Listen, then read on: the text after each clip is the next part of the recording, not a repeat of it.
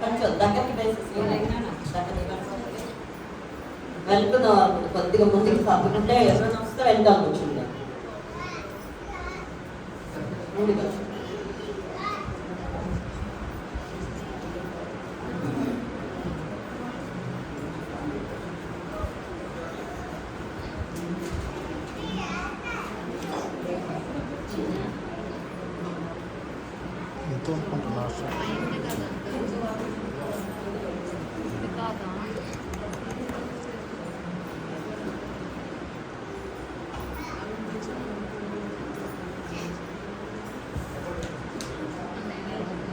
హల్లెలూయా చెప్తాం ఒకసారి.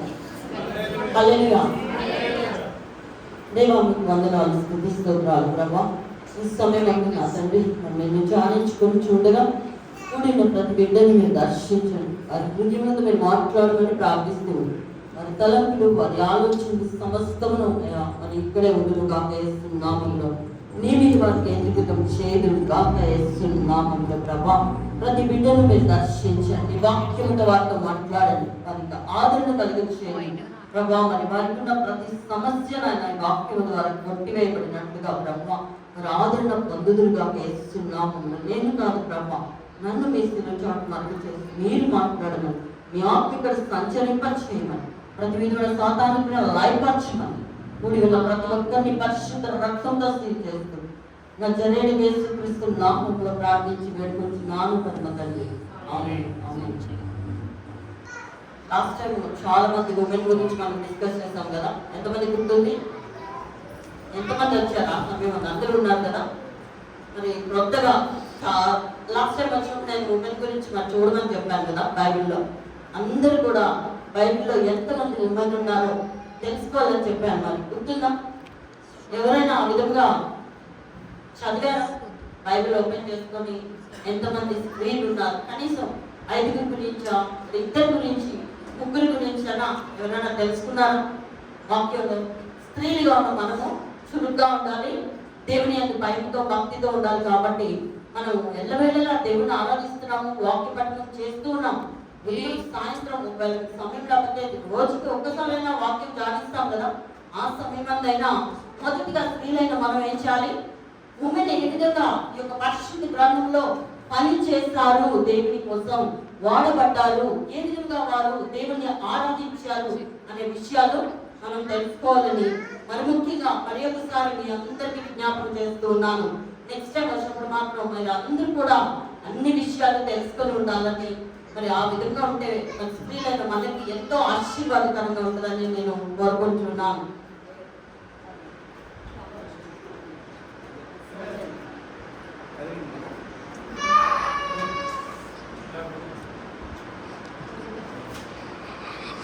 నాకు తెలిసినంత వరకు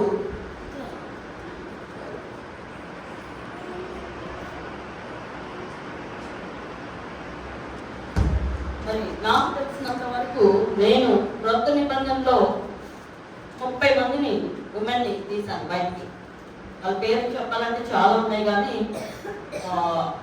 ఏసే తల్లి మరియు ఎలిజబెత్, మగ్దలేన మరియా, మార్త, బేతనియ మరియా, సమరయ స్త్రీ, వీళ్ళందరూ తెలుసా మీకు? విన్నారు పేర్లు? ఓకే. యోహన్న, సుసన్న, యాకోబు తల్లి మరియా, సొలోమి, ఇంకా సిలువ వద్ద కూర్చున్న స్త్రీలు, నిలబడి ఉన్న స్త్రీలు, సమాధి వద్ద ఉన్న స్త్రీలు, లూదియా, ప్రిస్కిల్లా, ఫీబే, టాబితా, యూనికే, లోయి, రోదా, సపీరా, క్లోయి, ఇంకా క్లోదియా, గమరి, ఆపియా, బెర్నికే, అన్న, కననీయురాలు, విధవరాలు, వ్యభిచార స్త్రీ, పట్టుదల గల విధవరాలు. ఇలాగా మరి వాళ్ళ యొక్క రిఫరెన్స్ తో సహా నా దగ్గర ఉన్నాయి. మీకు ఎవరికైనా కావాలంటే స్నాప్ తీసుకొని వెళ్ళేటప్పుడు మీ రిఫరెన్స్ కనీసం మీకు ఆ ఉమెన్ ఇక్కడ ఉన్నదని పెట్టుకోవడానికి మీకు ఐడియా ఉంటుంది. అలాగే పాత నిబంధనలో కూడా చాలా మంది ఉన్నారు. అవ్వ, షారా, ఇంకా హాగరు, రిబ్కా, లేయా, రాహేలు, దీనా, యొగ్గబేలు, Miriam, Zipporah, Rahab, Deborah, Ruth, Naomi, Hannah, Abigail, ఇలాగా ఇంకా చూస్తే ఎస్తేరు, ఇలా చాలా మంది ఉమెన్ ఉండడం మనం చూస్తున్నాం. ఇంతమంది ఉమెన్ ఉండగా మరి ఒక్కరి గురించి కూడా మనం తెలుసుకోకపోవడం అన్నది చాలా విచారకరమైన వార్త మన సంఘంలో, అవునా కదా? ఎంతో మంది మరి ఇప్పటివరకు ఎన్ని సంవత్సరాలు ఎంతో మంది ఉమెన్ గురించి ప్రీచ్ చేసి ఉండొచ్చు. సో నెక్స్ట్ టైం మీరు అందరూ అలా ఉండకూడదు, శ్రద్ధగా ఉండాలి. అదే కదా లాస్ట్ టైం మనం నేర్చుకున్నాం, హుల్దా గురించి నేర్చుకున్నామా, ప్రవర్తన అయిన హుల్దా గురించి ఎంత చక్కగా మరి ఆ యొక్క సమాజమే మొత్తం రాజ సమూహమే ఆయన దగ్గరికి కదిలి వచ్చిన వారిగా ఉన్నారు కదా హుల్దా. అయితే మరి ఇప్పుడు కనుక మనం ఈరోజు మరి ఆ యొక్క ఏదైతే ఏసే పునరుద్ధానం తర్వాత నెక్స్ట్ సండే కదా, ఇది ఉమెన్స్ సండే అంటారు. ఈ సండే రోజు మరి మొదటిగా ఎవరికి కనపడ్డారు? మొదలైన మరియకు ఏసే దివ్య దర్శనాన్ని ఇచ్చిన వారిగా ఉన్నారు. మొదటి ప్రిఫరెన్స్ ఉమెన్ కి ఇచ్చారు. అయితే ఈ ఉమెన్ ని ఏ విధంగా చూసేవాళ్ళు ఇది వరకు అని మనం అంతా చూసుకుంటే చాలా మంది ఉమెన్ ఏసైని వెంబడించిన వారిగా ఉన్నారు. మన పాతకాలానికి వెళ్తే ఉమెన్ పరిస్థితి ఏంటి? స్త్రీలు, పురుషులు ఇక్కడ ఉంటే మరి ఏమనుకోవద్దు, ఈరోజు స్త్రీల దినమంట, అంటే స్త్రీల కోసం ప్రత్యేకంగా ఏర్పాటు చేయబడిన కూటం కాబట్టి కొద్దిగా వాళ్ళకు కూడా ప్రిఫరెన్స్ ఇచ్చేటట్టు చెప్పుకుంటున్నాం ఈరోజు. అయితే మరి స్త్రీకి ఇది ఓల్డెన్ డేస్ లో ఎలా ఉండేది? స్త్రీ యొక్క పాత్ర అంచు కట్టుకుంటూ, బట్టలు ఉతుక్కుంటూ, ఇంటిని సంగ్రహించుకుంటూ, పిల్లల్ని చూసుకుంటూ, పిల్లల్ని కానీ యంత్రం కింద ఆ ఒక బానిసలాగా మన ఇంటికే అంకితం చేసేవాడు. చదువు సంచలు అన్నీ కూడా ఎవరికి ఉండేవి? మగవాళ్ళకే ఆ చదువు అన్నీ కూడా ఉండేయంట ఓల్డ్ టెస్టిమెంట్ లో. కానీ పాత కాలంలో స్త్రీల పరిమితి అలాంటి అధికారాలు ఉండేయంట. ఇంకా ఆస్తి పరంగా చూసుకుంటే కూడా వాళ్ళకి ఎటువంటి హక్కులు లేవు. ఇప్పుడైతే గట్టిగా చెప్పాలి, మరి అందరికీ వచ్చినాయి కదా. ఆ హక్కుతో పాటు ఈ హక్కు కూడా మీరు తీసుకోవాలి. ప్రకటించే హక్కు, చదివే హక్కు, వినే హక్కు, నేర్చుకునే హక్కు కూడా తీసుకోవాలి అన్నింటితో పాటు. ఓకే, హల్లెలూయా. సో అదే విధంగా ఇంకా ఓల్డ్ టెస్టమెంట్ లో కనుక చూసుకుంటే స్త్రీలను నిర్గమకాండం 20:17 వచనంలో 10 ఆజ్ఞలలో భార్యను దాస్తులు పశువుల జాబితాలో జరిపించారంట. ఒకసారి చదవండి అది ఒకసారి. నిర్గమ 20:17 వచనంలో ఎవరైనా మైక్ తీసుకొని గట్టిగా చదివాడు, తొందరగా రిఫరెన్స్ తీసుకోవాలి. ఫాస్ట్ గా చదివితే నా వాక్యం తొందరగా అయిపోతుంది. ఇంకా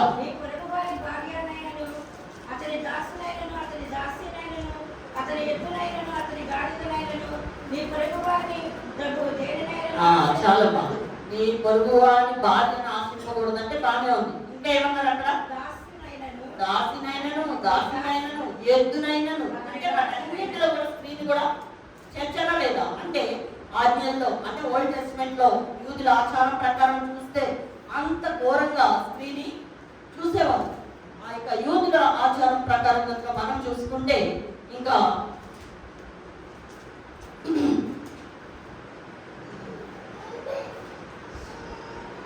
వాళ్ళు సమాజ మందిరాల్లోనికి రాకూడదు. తర్వాత వాళ్ళ యొక్క డ్రెస్సింగ్ స్టైల్ మొత్తం కంప్లీట్ గా వాళ్ళు కప్పుకొని ఉండాలి. ఇది కూడా ఇక్కడ వరకు వేసుకొని ఉండాలి, పైన ముసుగు వేసుకొని ఉండాలి. అదే ఉమెన్ ఎవరైతే పెళ్ళైన వ్యక్తులు ఉన్నారో వాళ్ళు చుట్టూ కనపడకుండా కప్పుకొని ఉండాలంట. మరి అదే ఆచారం ఇప్పుడు వరకు వస్తుంది కదా. మనం కూడా తల మీద ముసుగు వేసుకొని ఏం చేస్తున్నాం? మన దేవాది దేవుడికి గణపరుస్తూ ఉన్నాం, హానర్ చేస్తూ ఉన్నాం. మనం ప్రజలకు కానీ ఇతరులకు కానీ మనం హానర్ చేయట్లా. మనం మందిరానికి వచ్చినప్పుడు ఎవరిని హానర్ చేస్తున్నాం? ఎవరి కోసం, ఎవరితో మాట్లాడడానికి వస్తున్నాం? దేవుడితో మాట్లాడడానికి వస్తున్నాం, ఆయనతో సంవాసం చేయడానికి వస్తున్నాం. కాబట్టి మనము ముసుగు వేసుకొని ఆయన్ని గణపరుస్తూ ఉన్నాము, ప్రార్థిస్తూ ఉన్నాము, ఆరాధిస్తూ ఉన్నాము. ఆమేన్, హల్లెలూయా. ఆ విధంగా మరి ఈ యొక్క ఉమెన్ కూడా ఆ సమయాల్లో చాలా వరకు వారిని పురుష వేషము, వారి యొక్క నియమం ఏంటంటే ఇతరుల ముందు వినయముగా కనబడటానికి వారికి దుస్తులు ఆ విధంగా కనబడాలంట. ఇంకా చూసుకుంటే బైబిల్లో ద్వితీయోపదేశకాండము 22:5 వచనంలో స్త్రీ పురుష వేషము వేసుకొనకూడదు, పురుషుడు స్త్రీ వస్త్రములు ధరింపకూడదు. కానీ ఇప్పుడు ఏమైంది? అన్ని మిక్స్ అయిపోయింది. ఇంకా 3-4 రకాలుగా కూడా యాడ్ అయిపోయింది కదా. ఇప్పుడు ఉన్న కాలాన్ని చూసుకుంటే మనకి 1 తిమోతికి రాసిన పత్రిక 2:10 వచనంలో అలాగే భక్తి గల స్త్రీలకు తగినట్టు మంచి క్రియల ద్వారా దేవునికి భయపడేవారై ఉండేటట్లుగా ఆ విధమైన ఆంక్షలు ఇది వరకు ఉండేయంట. ఇంకా పతివ్రత నియమాలు చూస్తే కనుక స్త్రీకి లేఖికాండం 15:19 రక్తస్రావం కలిగిన స్త్రీ ఎక్కడుంది? ఊరి బయట, వెలుపట. ఇప్పుడు మరి అలాంటి ఆచారాలు ఉన్నాయా?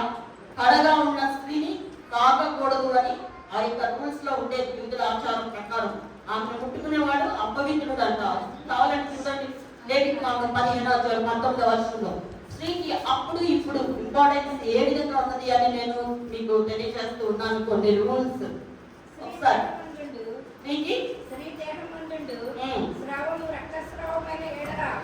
ఆమె 7 దినములు కడగా ఉండవలెను. ఆమెను ముట్టు వారందరూ సాయంకాలం వరకు అపవిత్రులగుదురు. ఆమె కడగా ఉన్నప్పుడు ఆమె దేని మీద పండుకొనునో అది అపవిత్రమగును. ఆమె దేని మీద కూర్చుండునో అది అపవిత్రమగును. ఆమె చాలా అంటే ఆ యొక్క అపవిత్రత గురించి, మరి ఆ యొక్క అపవిత్రత కార్యం దాని దేవుడు ప్రకృతి సిద్ధంగా మనకి స్త్రీకి అమర్చాడు దేవుడు. కానీ మనుషులు ఏం చేస్తారు? దాన్ని అపవిత్రత లాగా ఒక అపవిత్రమైన స్త్రీ కింద చూసేవాళ్ళు. కొంతమంది అయితే మరి ఆ యొక్క రక్తస్రావం కలిగిన స్త్రీ బయట, ఊరి బయట ఉన్నప్పుడు ఎవరు ముట్టుకుంది? యేసయ్య యొక్క వస్త్రాన్ని తాకినప్పుడు ఆయన యొక్క ప్రభావం ఆమెలోకి వెళ్ళి ఆమె స్వస్థపడటం జరిగింది. ఆయన కూడా ఆ యొక్క స్త్రీకి అంత ప్రాధాన్యత ఇచ్చిన దేవాది దేవుడిగా ఉన్నారు. మరి ఇంతమంది ఈ యొక్క ఉమెన్ ని అనగార్చే విధంగా ఉన్నారు కాబట్టి యేసయ్య మొదటిగా ఎవరికి కనపడ్డారు? మగ్దలేనా మరి ఒక ఉమెన్ కి ఆయన కనబడటం జరిగింది. సో ఇంకా చూసుకుంటే 3 వీళ్ళలో చాలా వరకు సాబాతు దినం పాటించాలని, తర్వాత నెలసరి తర్వాత పవిత్రతను పాటించాలని, తర్వాత ఆ యొక్క రొట్టె పిండిలో కొంత భాగాన్ని వేరు చేయాలని కొన్ని పద్ధతులు యూదుల ఆచారం ప్రకారము ఈ యొక్క ఉమెన్ కి ఉండేయంట. అదే విధంగా సామెతలు 31లో స్త్రీ గురించి చాలా చక్కగా రాయబడి ఉన్నది కదా. మరి ఆమె ఏ విధంగా ఆ ఇంటిని కట్టుకుంటది అనే విషయాలు కూడా రాయబడి ఉన్నాయి. ఇంకా ఈ యొక్క అపోస్తలుల కార్యం 1:14 ఈ యొక్క పునరుద్ధానం తర్వాత ఉమెన్ ఏం చేశారు? దేవుడు ఎంతగా ఉమెన్ ని హానర్ చేస్తారో, ఎంతగా మరి రక్షించి వారికి ఒక పొజిషన్ దేవుడు ఇచ్చి కలుగు చేసి వెళ్ళారో, తర్వాత కూడా ఉమెన్ అంత యాక్టివ్ గా మరి ప్రార్థనలో శిష్యులతో పాటు పాల్గొన్నారంట. అవునా కాదా? పెంతెకొస్తు దినం అప్పుడు ఎంతమంది ఉన్నారు?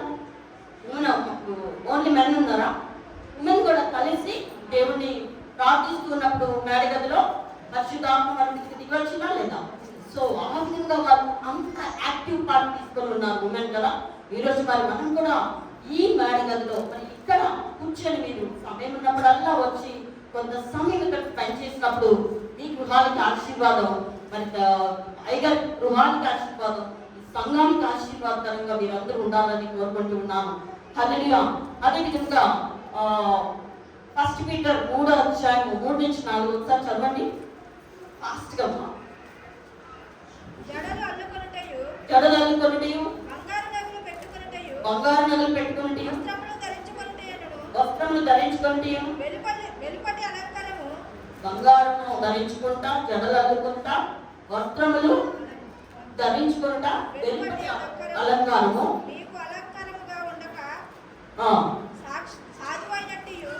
సాధువైనట్టు మృదువైనట్టు అయినా గుణము అక్షయాలంకారము గల మీ హృదయము అంతరంగ స్వభావము మీకు అలంకారముగా ఉండవలెను. అది దేవుని దృష్టికి మిగుల విలువగలదంట. ఇవన్నీ కాదు, ఈ బంగారాలు, బట్టలు, ఇవన్నీ అలంకారాలు కాదని దేవుడు కనిపిస్తూ ఉన్నాడు. లోపల ఏదైతే ఈ హృదయంలో సాధువైనది, మృదువైనది, ఇలాంటివన్నీ కూడా అలంకారాలుగా ధరించుకోవాలి. అలాంటిది దేవుడు మన నుంచి కోరుకుంటూ ఉన్నాడు. మరి ఇతరులను ప్రేమించడం, ఇతరులకి ఈ యొక్క ప్రకటించడం, ఇతరులకి దేవుని యొక్క ప్రేమను పరిచయం చేయడం, నిశ్చాతనైనంత సహాయం చేయడం, ఇలాంటివన్నీ కూడా మరి దేవుని దృష్టిలో ఆయనకి ఇష్టమైన క్రియలుగా ఉన్నాయి. కాబట్టి మన స్త్రీలైన మనము ఆ విధంగా ప్రేమగా ఇతరులను సాధ్యవారుగా మనం ఉండాలని దేవుడు చదివిస్తున్నారు.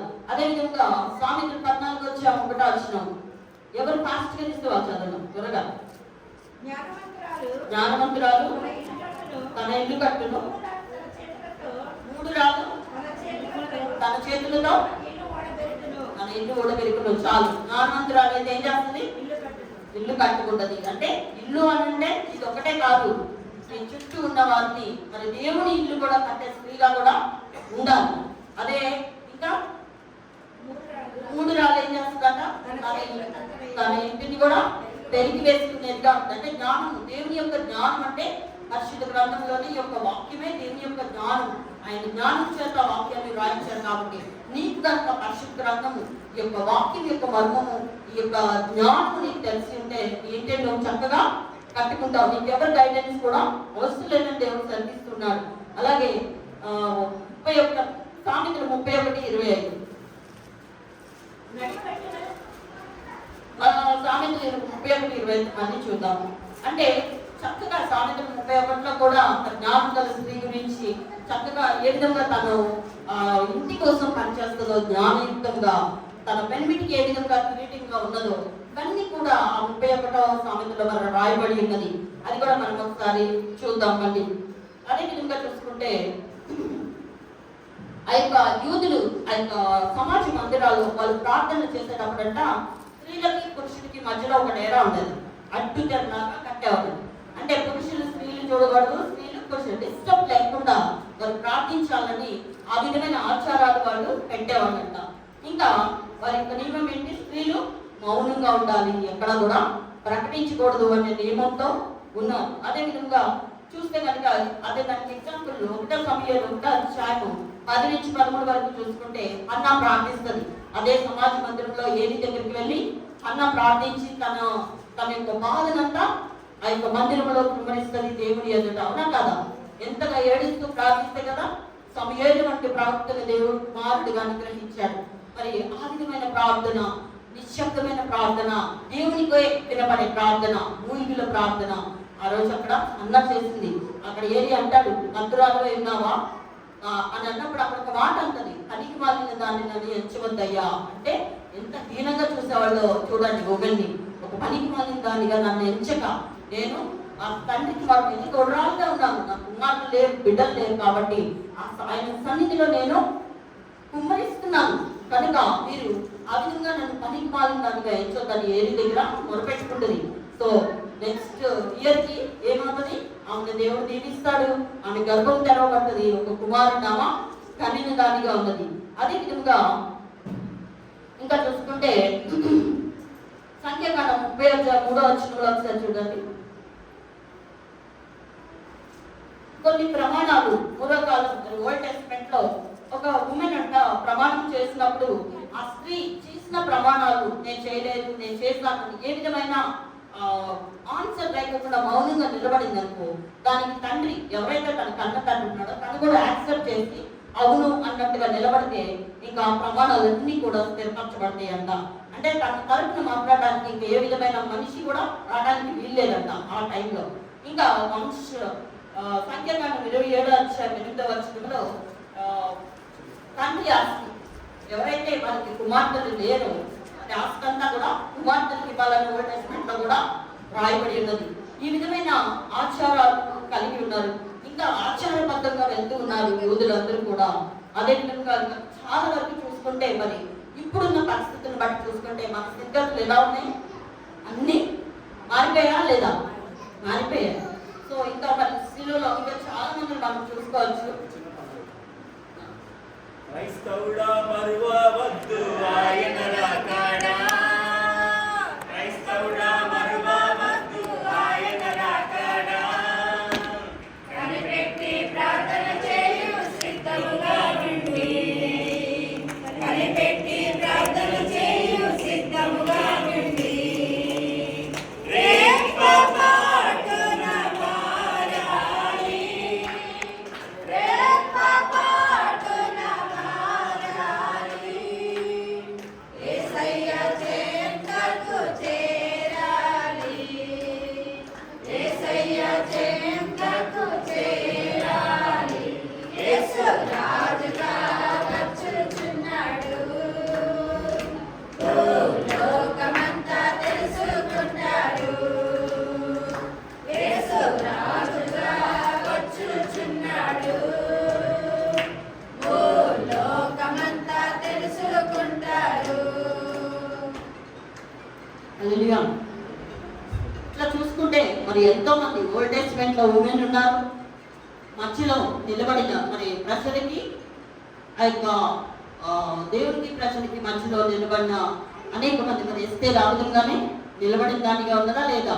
యూదుల పక్షంగా ప్రార్థించి ఉపవాస ప్రార్థన చేసి తన వారిని అయిన వారందరినీ రక్షించుకున్నదా లేదా? ప్రాణానికి తెగించి నిలబడిందా? అట్లా ఈ విధంగా చూసుకుంటే ఓల్డ్ టెస్ట్మెంట్ లో చాలా మంది ఉన్నారు. అబిగయలు ఉంది. ఈ యొక్క అబిగయలు నాబాలు భార్య, ఆమె బుద్ధిమంతురాలు, సౌందర్యవత అయినప్పటికీ కూడా ఎంతో జ్ఞానయుక్తంగా జరగవలసిన అక్కడ కీడును తప్పించిందా లేదా? ఎంత చక్కగా అంత ఆస్తిపరాలు అయినా కూడా దావీదుని ఎదుర్కోవడానికి ఏ విధంగా వెళ్ళిందో మీ అందరికీ తెలుసు కదా. చక్కగా గాత్రభావం మీద అన్ని వేసుకొని దాంట్లో కౌంట్ చేస్తే అసలు దాన్ని లెక్క చేయలేము మనం. అంత తొందరగా అంత ఫాస్ట్ గా అన్ని సిద్ధపరచుకొని దావీదుని ఎదుర్కోవడానికి వెళ్ళిన జ్ఞానవంతురాలుగా ఉన్నది. తన యొక్క కుటుంబాన్ని కాపాడుకున్న దానిగా ఉన్నదా లేదా? నాబాలు మొదటివాడు మరి ఆ విధంగా ఉన్నప్పటికీ అజ్ఞానుడైనప్పటికీ కూడా భార్య తనకు తెలిసిన వెంటనే జ్ఞానంగా వెళ్ళింది. ఈ రోజు మన జీవితాల్లో ఎంతో మంది వచ్చి మీకు ఎన్నో చెప్తారు, కానీ నీ భర్త గురించి ఇది తెలిసినా, నీ బిడ్డల గురించి ఏదైనా తెలిసినా కూడా తొందరపడి ఏ నిర్ణయాలు మీరు తీసుకోవద్దు. ఆలోచన చేసి మరి దాని విషయంలో నీ భర్తతో మాట్లాడటం కానీ బిడ్డలతో కూర్చోబెట్టి నెమ్మదిగా మాట్లాడాలి. మనం ఏ విధంగానైనా కూడా కొన్ని విషయాలు తొందరపడి నిర్ణయాలు తీసేసుకుంటూ ఉంటాం కదా.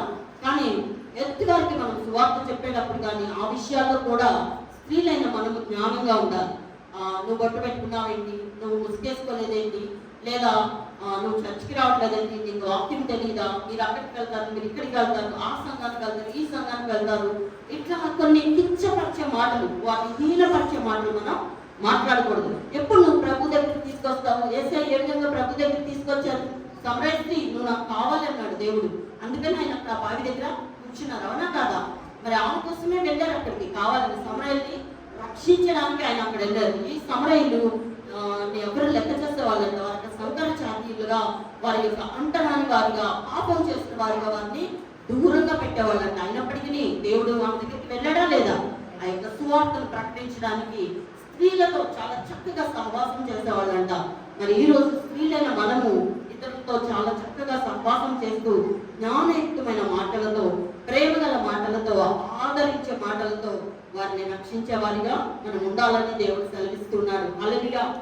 అదేవిధంగా ఇంకా చూసుకుంటే చాలా మంది హన్నా, అదేవిధంగా తర్వాత నయోమి, రూతు అత్త, తర్వాత రూతు కూడా అమ్మా నీ దేవుడే నా దేవుడు, నీ ప్రజలే నా ప్రజలు అని అన్నదా లేదా? అంటే అక్కడ కూడా ఎంతగానో తగ్గించుకున్నది. ఇట్లా నేను అందుకనే మిమ్మల్ని ఉన్నది ఒకసారి చూడండి బైబిల్లో అని చెప్తూ ఉన్నాను. అంటే ఎవరిని పెట్టి మనం ఆలోచించుకోవాల్సి లేదు. బైబిల్లోనే మనకి దేవుడు నేర్పిస్తున్నాడు. ప్రతి ఒక్కరిని కూడా మాదిరి పెట్టి నేర్పించే దేవుడిగా ఉన్నారు. అదేవిధంగా ఇంకా చూసుకుంటే శారా, ఇస్సాకు తల్లిగా ఉన్నది కదా, ఆమె కూడా ఎంతో చక్కగా విధేయురాలిగా ఉన్నదా లేదా? అన్ని విషయాల్లో మరి మనందరికీ తల్లిగా ఆమె ఉన్నది కదా.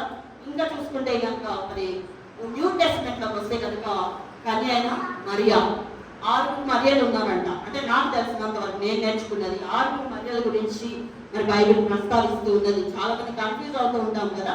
అయితే ఇక్కడ కన్య మరియా, ఆమె లూకా సువార్త 1వ అధ్యాయం 38వ వచనం, మత్తయి సువార్త 1వ అధ్యాయంలో మరి ఇదిగో నేను ప్రభు దాసురాలను, నీ మాట చెప్పున నాకు జరుగునుగాక నేను.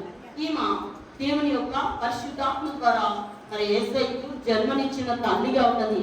ఇంకా ఆమె శిలువ వరకు కూడా, జననం నుంచి శిలువ వరకు, తర్వాత ఆయన రిజరెక్షన్ అంటే లేచిన తర్వాత కూడా మరి అందరితో కలిసి ప్రార్థించిన తల్లిగా ఉన్నది. ఆ యొక్క అపొస్తలులతో పాటు కూడి ప్రార్థించిన అందరికీ ఒక తల్లిగా ఆమె ఉన్నది. అదే విధముగా ఆదిమ సంఘ ప్రార్థనలో పాల్గొని సంఘానికి తల్లిలా నిలిచిందంట. చూడండి 1వ అధ్యాయం 38వ వచనంలో లూకా సువార్తలో, అందుకు మరియా ఇదిగో నేను ప్రభు దాసురాలను, నీ మాట చెప్పున నాకు జరుగునుగాక నేను. అంటే ప్రదానం చేయబడిన స్త్రీ ఈ విధంగా చేస్తే ఏం చేస్తారు? రాళ్లతో కొట్టి చంపేస్తారు. అయినప్పటికీ దానికోసం నిలబడి ఆమె దేవుని కోసం, అంటే ఆమె ఎంత చక్కగా దేవుని ధ్యానించిన దానిగా ఈ యొక్క వాక్యాన్ని, అంటే ఓల్డ్ టెస్టమెంట్ లో ఉన్న ఆ యొక్క ధర్మశాస్త్రాన్ని కూడా చదివిన దానిగా ఉన్నది. దేవుడు చేసిన ఆశ్చర్య క్రియలను తెలుసుకున్న దానిగా ఉన్నది కాబట్టి ఆయన ఏంటి అన్నది ఆమెకి క్లియర్గా తెలుసు. సో మనం కూడా తెలుసుకోవాలంటే ఏం చేయాలి? ప్రతి దాన్ని మనం తెలుసుకునే వారిగా ఉండాలి. సో ఆ విధంగా మరి ఆమె ఒబే అయింది. అవునా కాదా? నీ చిత్తమే జరుగును కాక అని, అయ్యా నీ దాసురాలను ఎంతగా తగ్గించుకున్నది అక్కడ. నీ మాట చెప్పునే నాకు జరుగును కాక అని అన్నది. అదే విధంగా చూసుకుంటే ఇంకా మగ్దలైన మరియ, ఈమె 7 దయ్యాలను వెళ్ళగొట్టిన యేసయ్య పరిచర్యలో సహాయం చేసిన స్త్రీగా ఉన్నది. యేసయ్య ఈమెలో ఉన్న 7 దయ్యాలను వెళ్ళగొట్టి ఆమెని విడిపించిన దేవుడిగా ఉన్నాడు. డిఫరెన్స్ చూసుకోండి. ఇక్కడ ఎవరు వచ్చారు? ఫస్ట్ మరియా, యేసయ్య తల్లి అయిన మరియా, గుర్తుపెట్టుకోండి. సెకండ్ వన్ ఎవరైనా నోట్ చేసుకుంటే చేసుకోండి. సెకండ్ వన్ మగ్దలైన మరియా, లూకా సువార్త 8వ అధ్యాయం 2వ వచనంలో, యోహాను సువార్త 21-18 వరకు. ఈమె గలిలయ ప్రాంతంలో మగ్దలా అనే పట్టణంలో, మత్స్యకారుల పట్టణం అంట ఇది. ఆ యొక్క పట్టణంలో ఆ మగ్దలే అనే పట్టణంలో నుంచి వచ్చింది కాబట్టి మగ్దలైన మరియా అని ఆమెకి పేరు వచ్చింది. అయితే ఈమె దేనితో పట్టబడినది? 7 దెయ్యములతో పట్టబడి ఉన్నదిగా ఉంది కాబట్టి దేవుడు ఆమెకి డెలివరెన్స్ ఇచ్చిన దేవుడిగా ఉన్నాడు. అయితే మొదటిగా ఆమె ఎప్పుడైతే విడుదల పొందుకుందో ఏం చేస్తుంది? నమ్మింది, యేసయ్యని నమ్మింది, యేసయ్యని అనుసరించింది, ఆయన్ని ఫాలో చేసింది.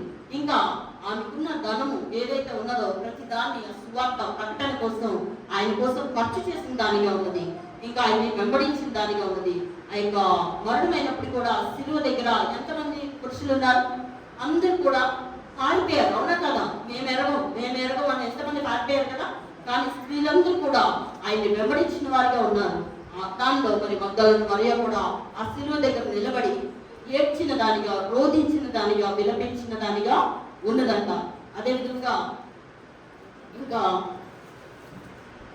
ఈమె యోహాను సువార్త 20:11 వచనంలో దేవుడు ఆమెని పిలుస్తారు కదా, ఆమె వెతుకుతుంది. ఎంటీ టౌన్ కనపడినప్పుడు ఆ యొక్క ఖాళీ సమాధి చూసి, అయ్యో నా దేవుడిని ఎవరు ఎత్తుకొని పోతే నాకు చూపించండి అని అక్కడ మరి దేవదూత వచ్చి చెప్తుంది. ఆ యొక్క తోటమాలి దేవుడి వచ్చి మాట్లాడినప్పుడు ఏమంటది?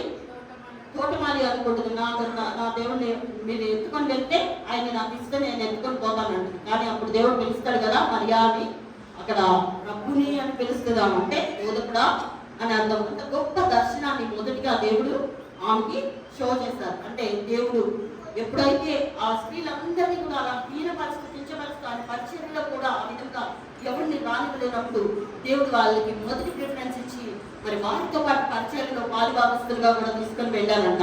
మరి ఆ విధంగా పరిచయం చేసిన వారు వీరందరూ కూడా ఆయన్ని వెంబడించిన వారిగా ఉన్నారు కాబట్టి వాళ్ళకి మొదటి స్థానం ఇవ్వాలి అని ఈ యొక్క పురుష అహంకారం నశించాలి కాబట్టి దేవుడు మరి ఆ స్త్రీకి ప్రత్యేక స్థానం ఇచ్చి ఆమెకి కనబడిన వారిగా ఉన్నారు. అదేవిధంగా ఇంకా తమ ఆస్తితో ఉపచారం చేసిందంట. అనేక మందికి సువార్త అందించిన దానిగా ఉన్నది. ఒక పెద్ద సువార్తికురాలుగా ఉన్నది. మొదటిగా ఎవరికి ఇచ్చింది? యేసయ్య వెళ్ళి శిష్యులకు చెప్పమన్నారు కదా, ఆ డిసైబుల్స్ కంటే అపోస్తులకు వెళ్ళి విషయాన్ని నా శిష్యులకు చెప్పమన్నప్పుడు మొదటిగా సువార్త ప్రకటించిన స్త్రీ ఎవరు? మగ్దలైన మరియ. అంటే నేను చూచాను యేసయ్యని, లేచిన ఆయన్ని నేను చూశానని ప్రకటించింది. ఆ యొక్క ధన్యత ఆమెకే దక్కిందంట. చనిపోయా కూడా యేసయ్యని వెంబడించిందంట. ఇంకా ఏడుస్తుంది. ఇంకా చూస్తే కనుక ఆయన కోసం సుగంధ ద్రవ్యాలు కొన్న వారిలో చాలా మంది ఉమెన్ ఉన్నారు. మార్కు సువార్త 16:1 చూడండి. వారి ధనము ఖర్చు పెట్టి యేసయ్యకి ఆ సుగంధ ద్రవ్యాలు సిద్ధపరచుకొని ఆ యొక్క తెల్లవారుజామున సిద్ధపరచుకొని వెళ్ళే సమయంలో వారు కొన్నారని ఉంటుంది. చూడండి ఒకసారి. శాంతి దినం గడిచిపోగా మగ్దలైన మరియయు, యాకోబు తల్లి అయిన మరియయు ఆయనకు పూయవలెనని సుగంధ ద్రవ్యాలు కొన్నారు. ఈరోజు మరి మందిరంలో వస్తూ ఉన్నాం. మనం ఏం తెస్తూ ఉన్నాం? కనీసం మన హృదయాన్ని అయినా కరెక్ట్గా పెట్టుకొని ఆయన కోసం తీసుకొస్తున్నామా? భద్రంగా కనీసం ఆయన వాక్యం వినడానికైనా కరెక్ట్గా వస్తున్నామా? శ్రద్ధ కలిగి మందిరంలో కూర్చుంటున్నామా? ఇతరుల కోసం విజ్ఞాపన చేస్తున్నామా? నువ్వు రూపాయి కూడా తేవాల్సిన అవసరం లేదు. నీకు దేవుడు కలగ చేసినప్పుడే నింపికు. కానీ మొదటిగా దేవుడు ఏం కోరుకుంటున్నాడు? హృదయం కోరుకుంటున్నాడు. కాబట్టి వచ్చి కూర్చో, విను, నేర్చుకో, ఆయన ప్రకటించు. తర్వాత ఆయన ఏంటో నీకు అర్థమైపోతుంది. నీ పిల్లలు ఏంటో నీకు తెలీదా? మీ భర్త ఏంటో మీకు తెలుసు కదా. అలాగే నీ రిలేషన్స్ ఎవరెవరు ఏంటి, వాళ్ళ మనస్తత్వాలు ఏంటి నీకు తెలుసు కదా. ఎప్పుడైతే నువ్వు ఈ పరిశుద్ధ గ్రంథాన్ని చెప్పే వాక్యాన్ని నువ్వు వింటావో దేవుడు ఏంటో మనకు అర్థమైపోతుంది. అప్పుడు ఎవరు కూడా అమ్మ ఆఫరింగ్ చేయండి, అమ్మ దీనికి విత్తండి దానికి విత్తండి అని ఎవరు అడగక్కర్లా. నీ అంతటా నువ్వే ఆయన ప్రేమిస్తే ఆయన కోసం ఏదైనా చేయడానికి నువ్వు సిద్ధంగా ఉంటావు. అదేవిధంగా 7 దెయ్యాలు విడిచిపెట్టిన ఆవిడ మరి ఆ పాపం నుంచి, ఆ యొక్క వ్యాధి నుంచి ఆమెకు విడుదల కలిగింది కాబట్టి ఆయన్ని నమ్మింది. ఆయన కోసం ఏది చేయడానికైనా ధైర్యంగా ముందుకు నడిచిన స్త్రీలు చాలా మంది ఉన్నారంట దీంట్లో. ఆ యొక్క పునరుద్ధరణ యేసును మొదటిగా చూసిన స్త్రీగా ఉన్నదంట. ఇంకా చూసుకుంటే ఒక ట్రాన్స్ఫర్మేషన్, అంటే ఆమెలో ఒక మార్పు దేవుడు కలుగజేస్తాడు. అదేవిధంగా ఆమె అనేక మందికి సువార్త ప్రకటించిన దానిగా ఉన్నది, సువార్తికురాలుగా మారింది. ఇంకా చూసుకుంటే ఇంకొక ఉమెన్ బేతనియా మరియా, చూసుకోండి ఒకసారి డిఫరెన్స్. 3వ మరియా, బేతనియా మరియా, ఆమె ఏం చేసింది? యేసయ్య పాదాలను అభిషేకించిన స్త్రీగా ఉన్నది. లాజరు మరియా మార్త, మార్తకి లాజరుకి సహోదరిగా ఉన్నది ఈ మరియా. చూడండి ఒకసారి లూకా సువార్త 10వ అధ్యాయము 39వ వచనములో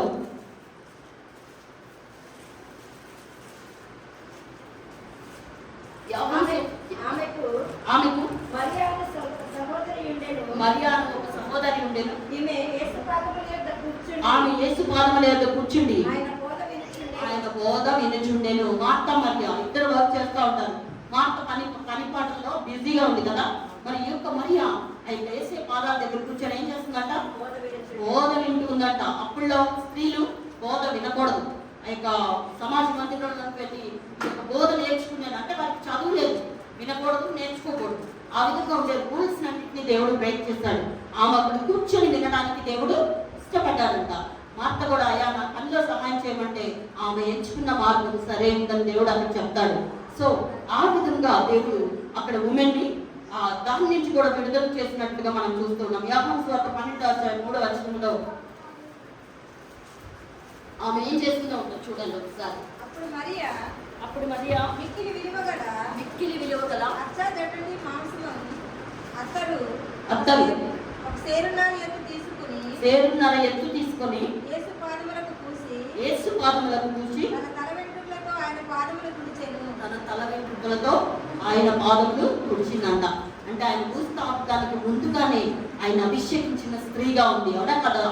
ఆ అవకాశం కూడా దేవుడు ఆలోచించారు, ఉమెన్కే ఇచ్చారు. ఎంతో ఖరీదైన ఆ అత్తరిని మరి విలువ గల యేసయ్యకు ఆ యొక్క తండ్రి యొక్క విలువ తెలుసుకొని ఆయన ఏంటి, ఆయన దైవ కుమారుడు అని తెలుసుకొని ఆయన పాదాలకి మరి అత్తని పోసి దీంతో తుడిచిందంటే ఆ కన్నీరు కూడా పాదాల మీద పడి ఉంటాయి. మొత్తాన్ని కూడా తల వెంట్రుకలతో తుడిచింది. ఈరోజు మనం తల మీద ముసుగు వేసుకోవడానికి కూడా మనకి బతుకం, కానీ ఆమె ఏం చేసింది? ఆ తల వెంట్రుకలను తీసి ఆయన పాదాలను తుడిచిన దానిగా ఉంది. మన ఉమెన్ ఎంత గొప్ప స్థితిలో ఉన్నా, కరెక్టమైన ఏ పొజిషన్ లో ఉన్నా కూడా దేవుని సన్నిధిలోకి వచ్చినప్పుడు మనం ఎలా ఉండాలి? ఎక్కించుకొని ఉండాలి. ఆయన సన్నిధిలో మనం ఎవ్వరు చూడట్లా, మనం దేవుడు చూస్తా ఉన్నాడు. ఎక్కడ 2-3 కూడి నీ నామం ప్రార్థిస్తారు ఆయన నామంలో మరి మధ్యలో ఆయన ఉన్నాడు. ఇప్పుడు మన మధ్యలో ఉన్నాడు లేదా? ఆమేన్, హల్లెలూయా. యేసయ్య మన ప్రతి మాట వింటున్న దేవుడిగా ఉన్నాడు కాబట్టి ఆయన మనం హానర్ చేయాలా లేదా? మనుషుల కోసం మనం నటించవలసిన అవసరమే లేదు. ఆయనను ప్రేమిస్తే ఖచ్చితంగా కూడా ఆయన్ని హానర్ చేసేదానిగా ఉంటాం. అదేవిధంగా ఈ విధంగా మరి ఆ యొక్క తర్వాత ఈమె లాజరస్ మరి తన సహోదరుడు రోగి అయినప్పుడు మరి రాలేకపోతాడు దేవుడు యేసయ్య. కానీ ఆయన వచ్చినప్పుడు ఊరి బయటకు వెళ్ళినప్పుడు బయటికి వెళ్ళి ఈ యొక్క మేరీ మార్తలు ఏడుస్తారు. అప్పుడు ఏమని ఆయన ఒక మాట సెలవిస్తూ ఉంటారు. అది కూడా ఒకసారి చూడండి మీరు. లూకా సువార్త 11వ అధ్యాయంలో ఒకసారి చూడండి. లాజరుని బయటకు తీసుకొని మరి దేవుడు కుళ్ళిపైన ఆ యొక్క సమాధిలో నుంచి 4 రోజులు అయినా కూడా ఆయన ఆ సమాధిలో నుంచి ఆయన్ని బయటికి తీసుకొని వచ్చిన ఆ యొక్క సిచ్యుయేషన్ ఒకసారి చూడండి.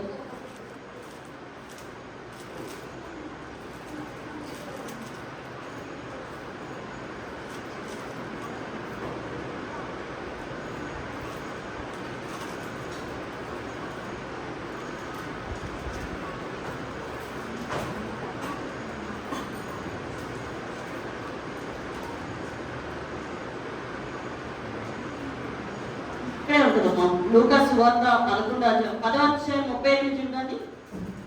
లూకాసు వార్త 10:38.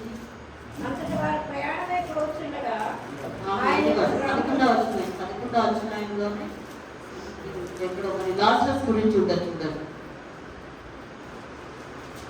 ఆయన రావటము ఆలస్యం అయిపోతుంది. ఆయన రావడం ఆలస్యం అయినప్పుడు మరి వీళ్ళు చాలా ఏడుస్తూ ఉంటారు. ఆ సమయం అందు యాకోబు స్వార్థ 11వ అధ్యాయంలో ఒకసారి చూడండి. 11:34 యోహాను 11:34. వారు ప్రభువా వచ్చి చూడమని ఆయనతో చెప్పిరి. యేసు కన్నీళ్లు విడిచెను. కాబట్టి యూదులు ఎలా ప్రేమించను అని చెప్పుకున్నారంట. వారిలో కొందరు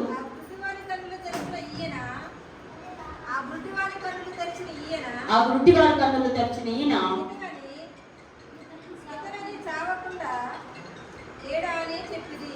చెప్పిరి.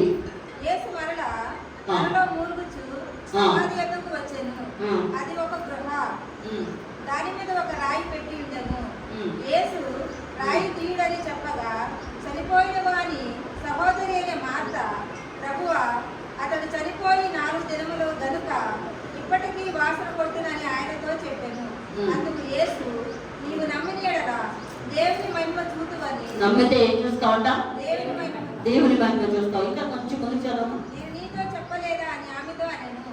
అంతట వారు ఆ రాయి తీసివేసిరి. యేసు కన్నులు పైకెత్తి, తండ్రి, నీవు నా మనవి వినినందున నీకు కృతజ్ఞతాస్తుతులు చెల్లించుచున్నాను. ఇక్కడ మరి ఈ యొక్క వార్త ఏ విధంగా ఉన్నది? ఆమె యొక్క విశ్వాసాన్ని బట్టి దేవుడు వాళ్ళకి దగ్గర అయ్యారా లేదా? వారి కనుక ప్రేమించలేదనుకో, ఆయన్ని వెంబడించలేదనుకో, ఒకవేళ స్వస్థత పడిన తర్వాత కామ్గా ఇంట్లో కూర్చుందనుకో, ఆయన పరిచయస్తుడిగా ఉండేవాళ్ళ లేదు. కానీ ఆమె వెంబడించింది, సువార్తలో సహకరించింది, ఆదరించింది, పరిచయం చేసిన దానిగా ఉంది. కాబట్టి తన యొక్క సహోదరుడు ఎప్పుడైతే మరి ఆ యొక్క చనిపోయాడో, చనిపోయిన సహోదరుని బ్రతికించుకున్న దానిగా ఉన్నది. అంతే కదా? మరి తన యొక్క విశ్వాసాన్ని బట్టి యేసయ్య అక్కడికి రావడం, మరి అడగడం, ఆ విధంగా చనిపోయిన వారిని కూడా బ్రతికించుకున్న స్త్రీలుగా ఉన్నారు. అది ఇది ఒక 3వ మరియా అన కదా, బేతనీయ మరియా, 3వ మరియా. ఇంకో మరియా చూస్తే సిలువ యొద్ద నిలిచిన మరియా అంట. క్లోపా భార్య అయిన మరియా. యోహాను సువార్త 19:25 సిలువ దగ్గర యేసు తల్లికి మద్దతుగా నిలిచిన స్త్రీ అంట.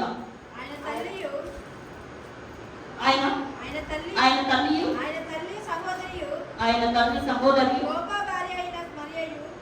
భార్య అయిన మరియయు, మగ్దలేన మరియయు యేసు సిలువ యొద్ద నిలిచుండిరి. వీరు కూడా ఆ సమయం అందు యేసయ్య సిలువ వేసేటప్పుడు నిలబడ్డారట. యోహాను సువార్త 19:25 యేసు సిలువ యొద్ద ఆయన తల్లి సహోదరి క్లోపా భార్య అయిన మరియా, మగ్దలేన మరియ కూడా నిలుచున్నారు. అయితే ఇంకా ఐదో మరియా ఎవరంటే చిన్న యాకోబు, యేసేల తల్లి అయిన మరియా. చూడండి ఎంతమంది మరి 5th వన్. ఇంకో మరియా, ఈమెను మార్కు సువార్త 15:40 చూసుకుంటే, అంటే మరియాలు చాలా కన్ఫ్యూజ్ అవుతుంటారు కదా ఎవరికి వస్తుంది. సో ఆ విధంగా మీరు ఈ డిఫరెన్స్ కూడా కొంచెం తెలుసుకోవాలనుకుంటున్నాను.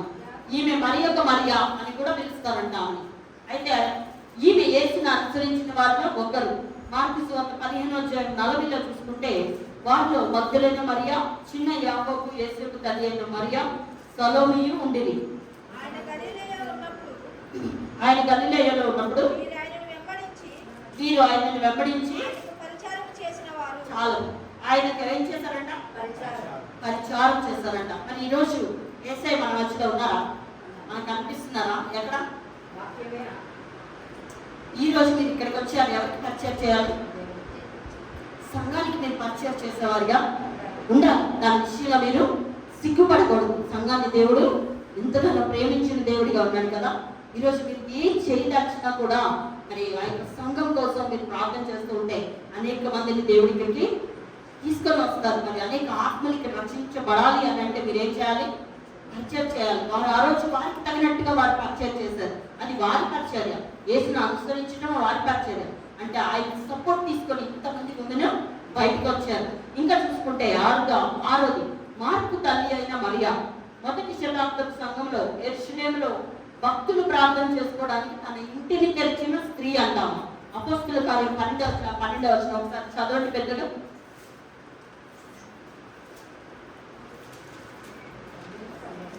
12 ఇట్లా ఆలోచించుకొని అక్కడ మార్కు అని మారు పేరు గల యోహాను తల్లి అయిన మరియా ఇంటికి వచ్చాను. అక్కడ అనేకులు కూడి ప్రార్థన చేయుచుండేది. ఆమె ఇంటిని దేనికి తెరిచిందంట? ప్రార్థనకి తెరిచిందంట. మీరు ఒకవేళ సంఘానికి రాలేకపోయినా మీరిద్దరు ముగ్గురుగా 5గురుగా ఒక ఇంట్లో కూడుకోండి.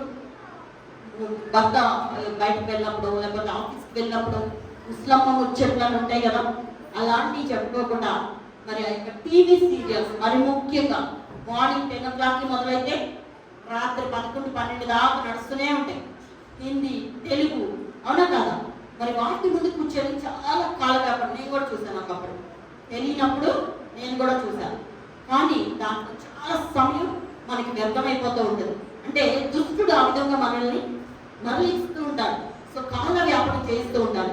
ఎప్పుడైతే ఈ పరిశుద్ధ గ్రంథాన్ని తీసుకొని చదువుతూ ఉంటావో మరి అది కాల వ్యాపనకి సమయం తెలియదు. నేను వర్డ్ రాసుకునేటప్పుడు, నేను మెసేజ్ ప్రిపేర్ చేసుకునేటప్పుడు టైం అయిపోతుంటుంది. దేవత వచ్చి తగ్గితే బాగుంది ఇంకా అనుకోండి, తెల్లారిపోతుంటుంది. ఒక్కొక్కసారి 5 అయిపోద్ది, 6 కూడా అయిపోతుంది. నేను నిద్రపోకుండానే వచ్చేస్తాను ఒక్కోసారి మెసేజ్, తెలుసా? అంటే నేను ఏదో కొత్తది తీసి కొంచెం ఆ హిస్టరీలో కూడా వెళ్ళి తీసి చెప్పాలనే ఆలోచనతో నేను కొంచెం హార్డ్ వర్క్ చేస్తాను. ఆ విధంగా దేవుడిని ప్రకటించాలనే ఆశన నామకార్థంగా అందరూ మరి చెప్తూ ఉంటారు కదా ప్రతి విషయాల్లో. ఆ విధంగా నాకు ఇష్టం ఉండదు. మరి మీకు ఇంత కష్టపడి నేను తీసుకొని వస్తున్నా యొక్క వర్డ్ని నిద్రపోతూ ఆదరిస్తూ ఏదో ఈమె ఎప్పుడు వదిలేస్తుంది అన్నట్టుగా కాకుండా శ్రద్ధగా కనుక వీటిని మీరు నోట్ చేసుకొని ఇతరులకి ఇంకొకరికి వెళ్ళి మీరు పరిచయం చేయండి. చెప్పండి, ఒక్కొక్క ఉమెన్ గురించి చెప్పండి. ఆ విధంగా మీరు సువార్త ప్రకటించిన వారికి ఉంటారు. ఆ యొక్క భక్తులైన మరియ కంటే గొప్పగా దేవుడు మనల్ని వాడుకుంటారు ఇంకా కదా, అవునా కదా? ఆ విధమైన ఆశ దేవుడు మన పట్ల కలిగి ఉన్నాడు. ఆమేన్, హల్లెలూయా. సో ఇంకా ఈ విధంగా చూసుకుంటే మరి మరియలు 6 మరియలు నేను మీకు పరిచయం చేశాను. ఈమె ఇంటిని తెరిచిన మరియ కింద ఉన్నది 6 మరియలు. అలాగే కూడా ఇంకా ఈ యొక్క పునరుద్ధాన శక్తి సాక్ష్యము సేవ. యేసు సమాధిని మొదటిగా దర్శించింది మగ్దలైన మరియ. ఈ యొక్క పునరుద్ధాన శక్తి ఈ యొక్క వార్తను మొదటిగా అందించింది ఒక మహిళ. ఎవరికి? అపోస్తలులకి. అదేవిధంగా వీళ్ళంతా కూడా ధైర్యంతో ఆ యొక్క శిలువ యొక్క నిలబడిన వారిగా ఉన్నారంట, ప్రకటన చేసిన వారిగా ఉన్నారంట, సేవలో సహకరించిన వారిగా ఉన్నారంట, వారి పరివర్తన చెందిన స్త్రీలుగా ఉన్నారంట, ఆయన యొక్క స్వస్థత పొందిన స్త్రీలుగా ఉన్నారు, ఇంకా అత్యంత విధేయులుగా ఉన్నారంట దేవునికి. అవునా కాదా? అంటే నమ్మారు. నమ్మిన వాళ్ళు ధన్యులు. ఆమేన్, హల్లెలూయా. అదే విధంగా చూసుకుంటే ఇంకా కొన్ని ఇందులో దేవుడు గొప్పగా స్త్రీని ప్రత్యేకించాడంట. ఈ గలతీయులు 3:28 ఏమనండి? యూదుడని గ్రీసు దేశస్థుడని లేదు కానీ, దాసుడని స్వతంత్రుడని లేదు, పురుషుడు స్త్రీ అని లేదు కానీ యేసుక్రీస్తునందు మీరు అందరూ ఏకంగా ఉన్నారని ఒక నిర్ధారణ, ఒక కన్ఫర్మేషన్ దేవుడు ఇచ్చిన దేవాది దేవుడిగా ఉన్నారంట. ఇంకా ఈ యొక్క లూకా సువార్త 24వ అధ్యాయం 9వ వచనంలో ఒకసారి చూడండి. లూకా సువార్త 24:9. సమాధి యొద్ద నుంచి తిరిగి వెళ్ళి ఈ సంగతులన్నీ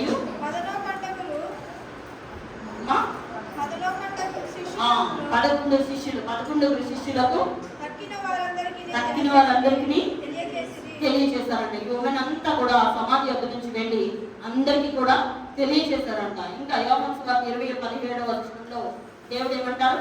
నన్ను ముట్టుకోవద్దు, ఆయన రబ్బుని ఆయన దగ్గరికి వెళ్ళబోతూ ఉంటే నేను ఇంకా తండ్రి దగ్గరికి వెళ్ళలేదు కాబట్టి నన్ను ఇంకా అప్పుడే ముట్టుకోవద్దు అని దేవుడు సెలవిస్తున్నాడు. ఇదంతా కూడా మరి యెరూషలేములో జరిగినట్లుగా మనం చూస్తూ ఉన్నాను. అదే విధంగా చూసుకుంటే ఇంకా కొంతమంది ఉమెన్స్ గురించి మనకు ఇంకా సలోమి అనే ఒక ఉమెన్ ఉంది. ఆ సిలువ యొద్ద నుంచిన వారిలో సలోమి ఉంది. ఇంకా రిఫరెన్స్ కావాలంటే మార్కు సువార్త 16వ అధ్యాయం 1వ వచనం. సలోమి జెబెదయి కుమారుడు యాకోబు యోహాను యొక్క తల్లి అంటామా. గలిలయలో ఉన్నప్పటి నుంచి ఆయనకు పరిచయం చేస్తూ సేవలో సేవకులుగా నిలిచారంట. ఈమె సమాధి యొద్దకు వెళ్ళి ఖాళీ సమాధిని చూసి ఆ సుగంధ ద్రవ్యాలు ఆయనకి కొన్న దాంట్లో కూడా సలోమి కూడా ఉన్నదంట. ఇంకా ఇంకొక భార్య చూసుకుని ఇంకొక ఆవిడ పూజ భార్య అయిన యోహాన, ఆమె కూడా హేరోదు రాజు ఇంటి వ్యవహారాలు చూసే పూజా భార్య అంటాం. ఈమె సొంత డబ్బుతో పరిచయం చేసిందంట. ఇంకా పునరుద్ధానానికి ఈమె కూడా ఐ విట్నెస్ గా ఉన్నదని దేవుడు చదివిస్తున్నాడు. ఈమె లూకా సువార్త 24వ అధ్యాయం 10వ వచనంలో పూజా భార్య అయిన యోహాన. ఈ సంగతులు చాలా మీరు నోట్ చేసుకోండి. ఇట్లాగా దేవుడు స్త్రీలు ఇంటికే పరిమితం కాకుండా వారి కొంతమంది ఉమెన్ మరి దెబోరా వంటి వారు, ఎస్తేరు, మిరియం, వీళ్ళంతా కూడా నాయకత్వంలో ఉన్నారా లేదా, ప్రవక్తలుగా ఉన్నారు. వారిని మినహాయింపు చేస్తే వీళ్ళ వారందరూ కూడా ఆ విధంగా ఉన్న స్త్రీలుగా లేరు. అదే న్యూ టెస్ట్మెంట్ లో కనుక చూసుకుంటే పురుషులతో సమానంగా సువార్త పరిచర్యలో పాల్గొన్న వారిగా ఉన్నారు, ప్రార్థనలో ఉన్నవారు, సంఘ స్థాపనలో ఉన్నారంట, సాక్ష్యం ఇవ్వటంలో ఉన్నారంట, అత్యంత చురుకైన పాత్ర పోషించిన వారిగా ఉన్నారంట, పునరుద్ధానాన్ని చూసిన వారిగా ఉన్నారు. ఈ యొక్క దేవుని యొక్క దివ్య దర్శనము స్త్రీలకే మొదటిగా దొరికిందంట. ఇంకా కనుక మనం చూసుకుంటే చాలా విధంగా అన్న ఉంది కదా, ఓల్డ్ టెస్ట్మెంట్ న్యూ టెస్ట్మెంట్ లో అన్న అనే వృద్ధురాలు. ఈమె గురించి తెలుసుకోవాలంటే మరి ఆమె దేవుని చూచిందిగా ఉన్నది, దేవుని కుమారుని చూడడానికి వేచి ఉన్నదిగా ఉన్నదా లేదా, ప్రవచనాలు నెరవేర్పడినట్లుగా ఆమె దేవుణ్ణి చూచిన దానిగా ఉన్నది ఈ అన్న. ఆమెమో ఒకసారి లూకా సువార్త అపోస్తలుల కార్యము లూకా సువార్త 2వ అధ్యాయం 36వ వచనంలో ఈ అన్న గురించి రాయబడి ఉంటది. ఈమె మరి యేసయ్యని 84 సంవత్సరాల పరిచర్య జీవితంలో ఈమెకి 12-13 ఏళ్ళప్పుడు వివాహం జరిగిపోయింది. ఆమె భర్తతో కాపురం చేసింది 7 years అంట. ఆమె కాపురం చేసిన కాలం, ఆమె పెనిమిటితో సంసార జీవితము 7 సంవత్సరాల ఆమె కాలం. తర్వాత ఆమె విధవరాలుగా ఉంది. అంటే అదొక 13 సంవత్సరాలు, ఇది ఒక 7 సంవత్సరాలు, 20 years. ఇంకా పోతే 84 years లో ఆమె ఆ యొక్క విధవరాలుగా ఉండి దేవుని సంఘంలో పరిచయం చేస్తూ ఉంది. అంటే మొత్తం 104 సంవత్సరాలు ఆమె కౌంట్ చేసుకుంటే కనుక 104 సంవత్సరాలు. అపోస్తలుల కార్యములు 2వ అధ్యాయం 17-18లో ఈమె దేవుని ముఖాముఖిగా చూచుటకు ఈమె ఎవరు అసలు అంటే ఈమె ఆశ్చర్య గోత్రికురాలంట. ఈమె గురించి చక్కగా ఇక్కడ రాయబడింది చూడండి ఒకసారి. ఈమె ఉన్నతమైన కుటుంబం నుంచి వచ్చింది, మంచి గోత్రం నుంచి వచ్చిన స్త్రీ. ఈమె పెనియేలు కుమార్తె అయిన అన్న అని ఈమెకి మీకు కావాలంటే రిఫరెన్స్ ఆదికాండం 49వ అధ్యాయం 20వ వచనంలో చూడండి ఒకసారి. ఆదికాండం 49:20 అధ్యాయం తన గోత్రం గురించి కూడా రాయబడి ఉన్నది. ఆదికాండము 49:20 రిఫరెన్స్ కావాలంటే రాసేసుకోండి, నేను మీకు చెప్తాను. ఆశ్చర్య గోత్రికురాలయ్యింది, ఉన్నతమైన కుటుంబంలో నుంచి వచ్చి ఉన్నది, పెనియేలు కుమార్తె అయిన అన్న. ఈమె ఘనత గల కుటుంబం నుంచి వచ్చిన స్త్రీగా ఉన్నది. అయితే ఈమె ఏం చేస్తుందంటే ఒక ప్రవక్తిని ఉన్నదంట సమాజ మందిరంలో. అయితే ఈమె దేవాలయము విడవక రేయింబగళ్ళు ఉపవాస ప్రార్థనలు చేస్తూ సేవ చేయుచుండెను అని రాయబడి ఉన్నది. అంటే ఇవాళ రేపు ఎలా ఉన్నారు, రాబో మెస్సియా కోసం ఎదురు చూచిందిగా, కనిపెట్టిన దానిగా ఉన్నది, పరిచర్య చేసిన దానిగా ఉన్నదంట ఆమె. ఆదికాండం 3వ అధ్యాయం 15వ వచనం, గలతీలు 4:4 వచనంలో రాబో మెస్సియా కోసం ఎదురు చూసిన స్త్రీగా ఉన్నది. మరి ఇవాళ రేపు విధవరాలైన వాళ్ళు కూడా ఎలా ఉన్నారు, దేవుని కోసం కనిపెట్టే వాళ్ళగా ఉన్నారా? లేరు. మన భర్త అయిన వాడు ఎవరో ఇంట దేవుడే మన భర్తగా ఉండాలి అనుకున్నప్పుడు, మనం ప్రార్థన చేసుకుంటూ ఉన్నప్పుడు కొంతమంది విధవరాలు మరి యేసయ్య దేవుడే తనకి భర్తగా ఉంటానని సెలవించారు కదా వాక్య రూపంలో చూసుకుంటే. అదే విధంగా ఆమె ఫాలో చేస్తూ దేవుని సన్నిధిలో దేవాలయంలో రేయింబగళ్ళు విడువగా ప్రార్థన చేయించు, ఉపవాస ప్రార్థనలు చేస్తూ ఉన్నదంట. మరి ఆ సమయమందు అక్కడికి తీసుకొని వచ్చారు యేసయ్యని, ఆ మందిరంలోకి తీసుకొని వచ్చినప్పుడు ఆమె చూచిన దానిగా ఉన్నది. అదేవిధంగా అక్కడ సుమోయను కూడా ఒక మనుష్యుడు ఉంటాడు, ఆయన కూడా ఇశ్రాయేలు ఆదరణ కోసం కనిపెట్టిన వాడిగా ఉన్నాడు. లూకా సువార్త 2వ అధ్యాయం 25వ వచనంలో ఒకే సమయంలో ఇద్దరు కూడా యేసయ్యని చూచిన వారిగా ఉన్నారు. అలాగా 3 రకాల పరిచయం చేసిందంట. విధవరాలుగా ఉండి ఒక ప్రవక్తినిగా ఉన్నదంట, దేవుని హత్తుకున్న దానిగా ఉన్నదంట. మనం ఈరోజు మరి మనకి అన్ని ఉన్నా కూడా దేవుని హత్తుకునే వారిగా ఉంటామా? చర్చకు వచ్చామా, వెళ్ళిపోయామా? మన పని అయిపోయింది. చర్చికి వస్తే మన పని అయిపోయింది. ఇతరుల కోసం విజ్ఞాపన చేసేదిగా మనం ఉన్నాం. కానీ దేవుడు శ్రద్ధిస్తున్నాడు. ఈరోజు నువ్వు ఎవరి గురించి అయితే విజ్ఞాపన చేస్తావో గొప్ప ఆశీర్వాదం నీ మీదకి దేవుడు తీసుకొని రాబోతున్నాడు. నీ గురించి నువ్వు చేసుకునే దానికంటే ఇతరుల కోసం విజ్ఞాపన చేయడం అన్నది దేవుడికి ఎంతో ఇష్టమైన విషయం. మరి ఈ యొక్క అన్న ఆ విధంగా విజ్ఞాపనలు చేస్తూ ఈ యొక్క వారి యొక్క రక్షణ కోసము, ఇశ్రాయేలు రక్షణ కోసము, వారి కోసం ఎంతో పరిచయం చేసిన దానిగా ఉన్నదంట. మరి యేసయ్యని చూచిన దానిగా, బాలుడైన యేసయ్యని చూచిన దానిగా ఉన్నది. ఇక్కడ ఉపవాస ప్రార్థన పరిచర్యలో ఉన్నది, కొనియాడే స్తుతించే పరిచర్యలో ఉన్నది, ప్రకటించే పరిచర్యలో ఉంది. క్రీస్తుని ధరించుకుందంటాం. నిన్ను భరించువాడే నీకు భర్త అయి ఉంటాడని ఆ యొక్క కోటినామా తీసుకుంది. అవునా కదా? ఓల్డ్ టెస్టమెంట్ లో రాయబడి ఉన్నది అది. ఇంకా దేవుని సహాయంతో జీవితాన్ని కట్టుకుందంట. ఉన్నతమైన ధనిక ఆ యొక్క పేరు ప్రఖ్యాతులు కలిగిన ఆ యొక్క కుటుంబం నుంచి, ఆస్తి గల కుటుంబం నుంచి ఆ వచ్చింది. మంచి గోత్రికురాలుగా ఉన్నది. కానీ అన్ని వదులుకొని ఎవరి కోసం నిలబడిందండి? దేవుని మందిరంలో నిలబడిన స్త్రీగా ఉన్నది. ఇంకా చూసుకుంటే చాలా మంది ఇక్కడ సమరయ స్త్రీ కూడా అదే విధంగా దేవుని కోసం నిలబడిందే లేదా? యేసయ్య ఎప్పుడైతే స్వార్థ ప్రకటించారో మరి మొత్తం అందరికి వెళ్ళి సిగ్గుపడిందా? అప్పుడు దాకా దాక్కుంది. అందరూ వచ్చి నీళ్ళు పట్టుకొని వెళ్ళిపోయాక బిక్కుమంట వచ్చి అక్కడ వాటర్ తీసుకొని వెళ్ళలేదు కదా బావి దగ్గర. అంటే అవి చేసిన తప్పుని మరి వాళ్ళందరూ హీనపరిచారు. ఎవరు కూడా దగ్గరికి రానేలేదు, పరామర్శించలేదు. కానీ దేవుడు ఎవరెళ్ళో ఎత్తుకుంటూ వెళ్ళారు. దేవుడు ఈరోజు మరి నీ ఇంటిలోకి ఎవరన్నా రావాలా? నా వాళ్ళు ఎప్పుడు వచ్చి నన్ను పలకరించట్లేదు అని మీరు బాధపడుతున్నారా? అరే నా ప్రాబ్లం ఎవరికి అర్థం కావట్లేదని బాధపడుతూ ఉన్నారా? ఇవన్నీ కాదు. ఈరోజు సమరయ స్త్రీని పలకరించిన దేవాది దేవుడు నిన్ను కూడా పలకరించడానికి నీ గృహాన్ని దర్శిస్తూ ఉన్నాడు. దేవుడు ఎక్కడున్నాడు? మన హృదయంలోనే ఉన్నాడు. ఆయన దర్శించడానికి నువ్వు పిలవాలి, నువ్వు గురిగొల్పుకోవాలి. నిన్ను నువ్వు నీ ఆత్మని ఉజ్జీవింపచేసుకోవాలి. దేని ద్వారా? వాక్యం ద్వారా, ప్రార్థన ద్వారా. ఎప్పుడైతే నువ్వు మోకరించి కన్నీళ్లు గారుస్తూ వాక్యం ద్వారా దేవ నాతో మాట్లాడాలని ఎప్పుడైతే నువ్వు అడుగుతావో, నేను 2 days క్రితము 1 day క్రితం ఒక ఆయన కలిసాం. అంటే ఒక ఫ్యామిలీని నేను కలిసినప్పుడు మరి ఆయనకి చదువు రాదు, ఎక్కువగా చదువుకోలేదు. 7th 8th స్టాండర్డ్ లో ఉన్నారు. బైబిల్ కూడా సరిగ్గా చదవలేని పరిస్థితుల్లో ఆయన యొక్క సిచ్యుయేషన్స్, ఆయన యొక్క పరిస్థితులు అన్నీ మనకి లాగా గొప్పగా ఏం లేవు. కానీ ఏదో తాగుతూ సిగరెట్ అట్లాంటి అన్ని అలవాటు ఉన్నా కూడా సంఘంలో వచ్చి కూర్చుంటూ వాక్యం వింటూ ఉన్నప్పుడు పట్టపడ్డాడు ఒకసారి. అలాగే మళ్ళీ ఇంటికి వెళ్ళి తాగుతున్నాడు, సిగరెట్ తాగుతున్నాడు. అయినా కూడా ఈ వాక్యం మీద ఆసక్తి కలిగింది. ఆ దైవజనుడు బాగా చెప్తున్నాడు అంటూ మళ్ళీ ఆ వాక్యం వినాలి అని 3, 4, 5, 10 సార్లు వెళ్ళి కూర్చున్నాడంట. దానికి వాక్యం చదవడం రాదు. అయితే అక్కడ అందరూ పెన్ను పేపర్ పెట్టి రాసుకుంటూ ఉంటే రాయడం రావట్లేదు. కానీ ఆ యొక్క పెన్ను పేపర్ పెట్టి ట్రై చేస్తూ దేవా నాకు నేర్పించు, దేవా నాకు నేర్పించు అని ఆయన అడుగుతూ ఉన్నాడంట. ఎప్పుడైతే మరి ఆయనకి ఆసక్తి ఎక్కువైపోయింది, ఏంటి ఉన్నది చూడాలి దీంట్లో అని.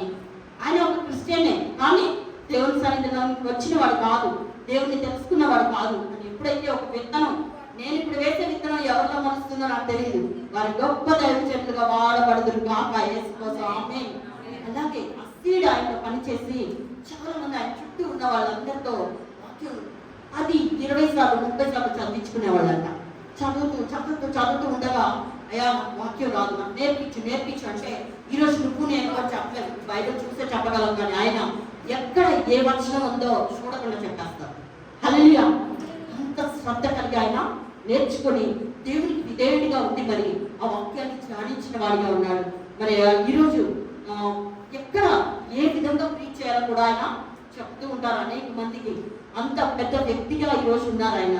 కానీ ఎప్పుడు కూడా బయటికి రారు ఆయన. ఎందుకు అని అంటే నాకు చదవలేదన్న మరి ఏ కారణం చెప్పో తెలియదు. కానీ బయటకు వచ్చే విధానంలో ఉంటారు. కానీ ప్రతి ఒక్కరికి కూడా ఆయనకి ఇంత తెలుసా అని ఎవరు కూడా అనుకోరు. చాలా మందిలో మనలో చాలా స్టాఫ్ పెట్టాడు దేవుడు. తెలివిని, జ్ఞానాన్ని అందరికీ ఈక్వల్గా ఇచ్చారా లేదా? స్త్రీ అని పురుషుడు అని భేదం లేదని దేవుడే చెప్తున్నాడా? అంటే మరి పురుషుడికి ఇచ్చిన అధికారం స్త్రీ కూడా ఇచ్చారా లేదా? ఆ తెలివి, జ్ఞానం నీకు కూడా దేవుడు పెట్టాడు. కాబట్టి నీకు చెప్తున్నంత వరకు ప్రయాసపడండి. చెప్పడానికి కానీ, చదవడానికి కానీ, నేర్చుకోవడానికి ప్రయాసపడండి. ఆయన హెల్ప్ తీసుకోండి. దేవుని యొక్క సహాయం మీరు అడిగినప్పుడు మరి ఈరోజు ఏ విధంగా ఈమె చెప్తాను ఆయన చక్కగా చదివించుకోండి. ఈరోజు ఆడియో బైబిల్ ఉందా లేదా? మీకు బద్దకం వచ్చినప్పుడు కనీసం ఒక పక్కన ఆ వాక్యాన్ని ఆడియో బైబిల్ పెట్టుకొని ఒక్కొక్క అధ్యాయము, ఒక్కొక్క సువార్త, ఒక్కొక్కటి ఆ యొక్క పత్రికలు ముందు వినండి. తర్వాత యోహాను సువార్త, మత్తయి, మార్కు, లూకా సువార్తలు ఆ యొక్క వన్ బై వన్ వింటూ ఉండండి. ఒకరోజు ఉదయం ఆదికాండం, సాయంత్రం న్యూ టెస్టిమెంట్, అట్లాగా వన్ బై వన్ మీరు వింటూ అధ్యయనం చేస్తూ ఉన్నప్పుడు కనీసం విన్నప్పుడన్నా మీ అందరికీ అది ఎక్కడెక్కడ ఏమున్నది అనేది గుర్తుండదు. ఆ విధంగా వాక్యాన్ని మనం ధ్యానించినప్పుడు మన జీవితాల్లో, మన హృదయాల్లో, మన గృహాల్లో ఆశీర్వాదం నిలిచి ఉంటుందని దేవుడు కలిగిస్తున్నాడు. ఉమెన్ గా ఈరోజు మీరు మీ ఇంటికి, సంఘానికి, మీ చుట్టుపక్కల ఉన్న వారందరికీ కూడా ఆశీర్వాదంగా ఉండాలని దేవుడు కోరుకుంటున్నాడు. దేవుడు ఈ వాక్యం చేత మీ అందరితో మాట్లాడాలని నేను కోరుకుంటున్నాను. ఆ విధంగా దేవుడు మీ అందరినీ ఆశీర్వదించాలని, మొదటిగా చూసిన మగ్దలైన మరి కంటే కూడా మీరు అందరూ గొప్పగా వాడబడాలని ప్రభు అయిన దేవుడిని వేడుకుంటున్నాను. హల్లెలూయా. ఆమేన్.